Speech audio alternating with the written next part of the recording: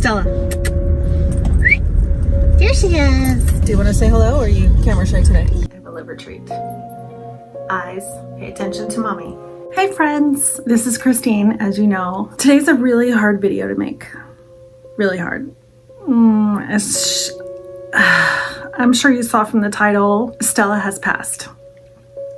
This was actually a few months ago, but it has taken me this long to be able to talk about it. A lot of therapy, a lot of friends, and a lot of dog training another dog, which I'll explain that comment in a little bit. So as you know, because you guys, if you've been following my journey and my channel, Stella was my service dog. She was my best friend. She was my sidekick. She was always attached to me. Just the most pretty much perfect dog. Pretty perfect. She was absolutely phenomenal, and I still can't even get over the fact that she's gone. I'm just beside myself. I just wanted to come upstairs and have some quiet time. Mike is still at work. David's in the basement playing video games, and I just wanted to have some quiet time up here with y'all and kind of give the cliff notes as to what happened and what I've been doing since and what is planned for the future as far as service dog is concerned. So, little T, actually this is a dupe of the medicine ball at Target, Starbucks, Liquid Courage. I can do this. So if y'all know, I have two other dogs. Zoe, who is our rescue Doberman, who was rehomed to us after being rescued from a puppy mill and then went to the people that rescued her from the animal control. They rehomed her to us because they just didn't bond with her, and we loved her from the second that we met her. She does have food aggression issues and a couple others, but in no way, shape, or form is she just an aggressive dog. She's not. But she came from puppy mill where she was born and raised, and we don't know how many litters that she had there, nor do we even know her exact age. We think between around 6, between 5 and 6. Anyway, we love her to bits. She is absolutely David's therapy dog. She lives for David. And then we have Jameson, the dunce of the house. He's just the sweetest, goofiest, not all the lights are on in the house kind of dog. Oh God, I love that damn dog. Barks at everything 24/7. But anyway, I digress. So Zoe and Stella had a history of, I guess, trying to always battle for alpha status because they were both females, and Stella was a week shy of turning 2 when she passed away.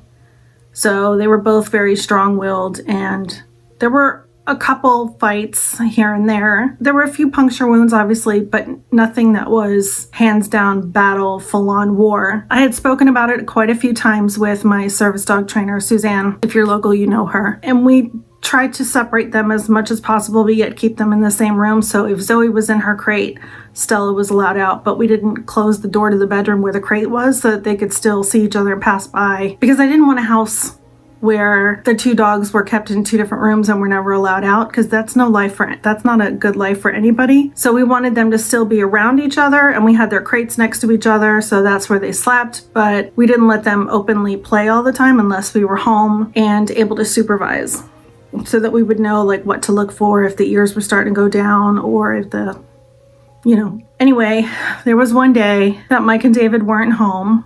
I think they went to go do errands, and so I was home and I wanted to go take a shower, and it didn't even dawn on me, and this was like maybe 5 o'clock, and it didn't even cross my mind, even though it's something I'd done 100 times before, to put them in their crates. And Suzanne always says if you can't watch them, they go in the crates, and that's that's with pretty much every dog. I got in the shower, took a shower, came out, put my jammy bottoms on, my t-shirt on, sopping wet hair that I had just combed out, and before I knew it, they were in a full on like death fight, and it was a lot of snarling and like biting at each other, necks and all that kind of stuff. And mind you, Stella had an upper respiratory infection at the time of the fight, so she was already a little compromised. As I was trying to break up the fight, I got bit. I don't know by who, but I got bit, and I ended up having to go to the emergency room. Oh, I'm keeping it together. I ended up getting one of them in their crates. And then I kept trying to call Mike and he wasn't answering. Turns out he was in our neighbor's house and David was in the car waiting on him. So I was hysterical crying, trying to hold my arm. There's really nothing, there's not much there left. So that's right there. And then I got a little bit, you can't even really see it anymore. Right there. I called David. Now mind you, he was like 6 houses away and straight down a hill. He jumped out of the car and instead of running in to get Mike, he ran up the hill, ran down our street and ran into the house. He was helping me and he was crying, but he was immediately jumped on it and he was helping wrap my arm. At this time, I'm in full panic mode and like just trying to figure out what just happened because it was kind of like a really harsh whirlwind that I wasn't, obviously you can't be prepared for that, right? So Mike came home after David kept calling him. Mike was like, yeah, you need to go to the emergency room. So the 2 dogs were in their crate. We didn't know if anybody had any puncture wounds or what the deal was, but Mike wanted to get me to the emergency room real quick. So our neighbors that Mike was just over their house took David for the rest of the night while we could go. And I was there for quite a while. Because you know, emergency room waiting rooms are super fun. And I only talked to Suzanne, the service dog trainer, and one of the other trainers, Barbara. Were the only 2 people that I spoke to, or that Mike and I spoke to. So when we came home, we grabbed David, we let them cool down, we let them be. The next morning, Mike took Zoe to Suzanne's because she's got a big farm where a lot of the dogs stay and whatnot. And so she stayed there for probably about a month, like kind of just getting reacquainted with being part of a pack and being a dog and having to get over some certain fears. That really helped her. But in the meantime, 2 days later, or not even 2 days later, a day and a half later, Stella passed. We found her passed away on the couch in between Mike's legs. She had jumped up because Mike fell asleep on the couch and he knew that she had jumped up, but he didn't think anything of it because once in a while she would do that. But when he woke up in the morning, she didn't move and he just knew that she had passed. It turned out that she had a lot of internal bleeding and she passed away from that. So, oh, Lord.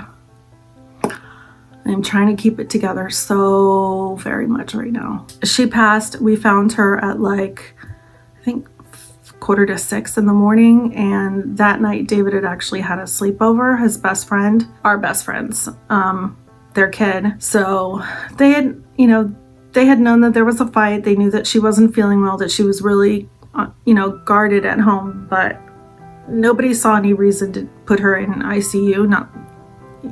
It just wasn't. We thought that she was just really sore and just on guard and just, she was still on medication from the upper respiratory. So they said whatever antibiotics she was taking for that should be able to clear up anything from, you know, bite marks or anything like that, and that she would be fine. So I said, okay, no problem. So we just let her be, but she ended up passing away. And so that morning at 6 a.m., I'm calling my best friend. I'm calling the breeder, because we are still very close, good friends with Nicole and Jacob, the breeder of Stella. And I called Suzanne and cried to her at 6 in the morning. And a few hours later, then I drove Stella to the vet where they sent her to be cremated. That was really difficult, driving in the car, knowing that your best friend, your service dog, and everything is just dead in the back. And that you'll never be with her again.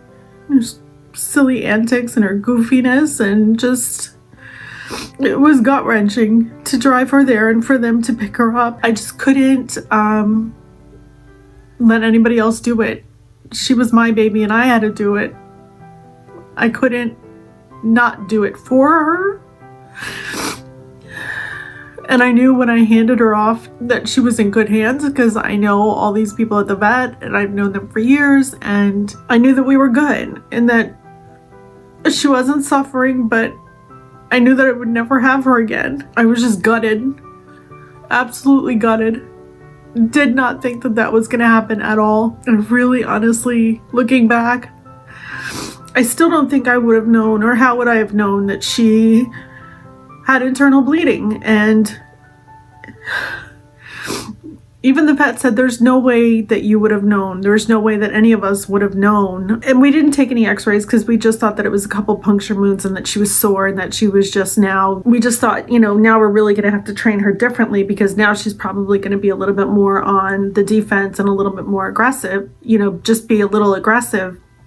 And I was prepared for that, but there was nothing I could do. There was no way of saving her. There was no way of bringing her back. A week later, it was exactly a week to the day that she passed. I had taken Jameson to daycare, and because he was moping around the house, he wouldn't play, he wouldn't hang out, he was just moping, and he would just sit where we had found her passed away, and he wouldn't leave that. So I was like, you know what, I'm gonna take him to daycare, I'm gonna let him run around and maybe have some fun. And they all knew that if he was just moping in a corner somewhere after a little while, you know, to call me and then I would come get him. He was playing, he had fun, they told me he was good, to let him be. So that night Suzanne texted me and she said, Jameson made a friend today. And I said, okay. Jameson makes a lot of friends. I said, oh, but she looks beautiful, because it was a picture of another Doberman, right? And she goes, well, she's a he, and his name is Taco. The owners surrendered him. I said, oh, because at this point I know something's up. There's got to be more to this than just Jameson made a friend. So we went the next day. We went to go meet Taco, and now it's exactly a week to the day that Stella passed.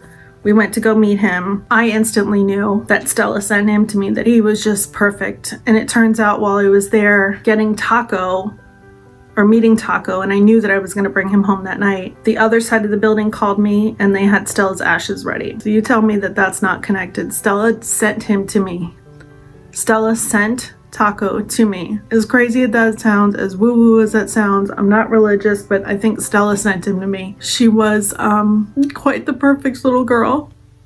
She was stunning to look at. She was snuggly. She was sweet. She loved me. It's just so hard. Taco's an amazing dog. Don't get me wrong. He'll never be her. He's his own perfect self, and you'll meet him in another video. I just don't want... She deserves to have her own video.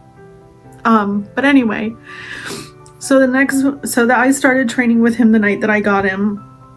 I immediately jumped right back into training. Took him to class a couple days, and then Saturday training, Suzanne said, we're gonna have a quick little meeting and we want you to hang out for it. And I was like, all right. You know, at this point Mike and I were doing a lot of volunteering for them and whatnot. So I was thinking, okay, maybe it's just about an event or whatnot. Anyway, they presented me with a blanket of all pictures of Stella and me. Wait, where is my favorite one? Look at that sweet, pretty girl. Look at her. I love that babies. Look. So this is my absolute favorite treasure. Besides, I do have her ashes here at home where they belong. And I am at some point going to get her paw print texted on me, because she was that dog. You'll have a lot of, if you're a dog person, cat person, then you know, you'll have pets in your life, but there's always that one that just hits differently. It just hits differently. And for me, that was Stella. I mean, I even went and had 2 necklaces with, you know, her name on it and everything, and I will never be able to fully get over the loss, because the fact that she was even gone at not even 2 years old and we didn't have more time together is just gut-wrenching. Sorry, I'm just sorry for just wailing like this. I really can't help it. And I even put makeup on purpose so that I would try not to cry.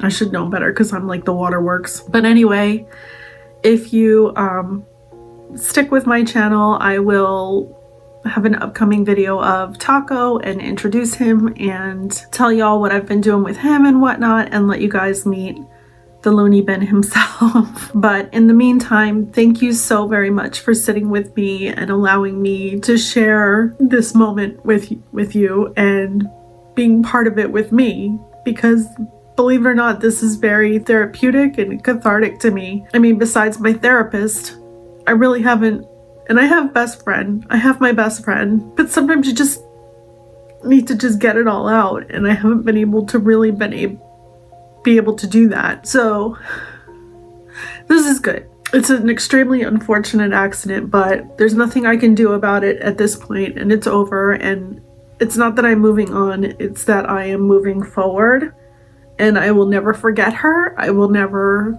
let go of her. But at the same time, I have to give my full love and attention to Taco, who's in front of me now, because he deserves that. He's a sweet boy. But anyway, thank you so much for allowing me into your space and for being here with me and to listening to me. I really do appreciate all of you so very much. I really, truly do. Thank you so much.